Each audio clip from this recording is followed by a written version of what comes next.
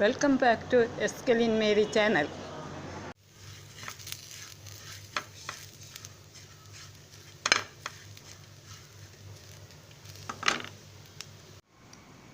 முன்னாடி என் சேனலில் சம்மந்தி பொடி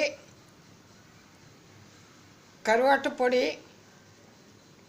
சேனலில் போட்டுருக்கிறேன். இப்போது கருவாடு மிக்சிங் சம்மந்தி பொடி,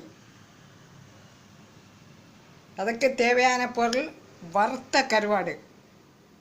வெறும் கடாயில் எண்ணெய் ஊற்றாமல் வறுக்கணும். மிளகாய் வத்தல்,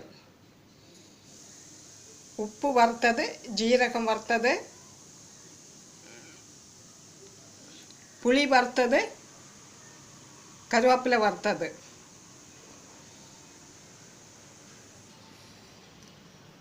தேங்காய் வறுத்து வச்சுருக்கு. இதெல்லாம் ஆறின பிறகு மிக்சியில் பொடிச்சு எடுக்கணும். இப்போ கருவாடு மிக்சிங் சம்மந்தி பொடி ரெடி. லைக் பண்ணுங்கள், ஷேர் பண்ணுங்கள், கமெண்ட் பண்ணுங்கள், சப்ஸ்கிரைபர் பட்டனை அழுத்துங்க.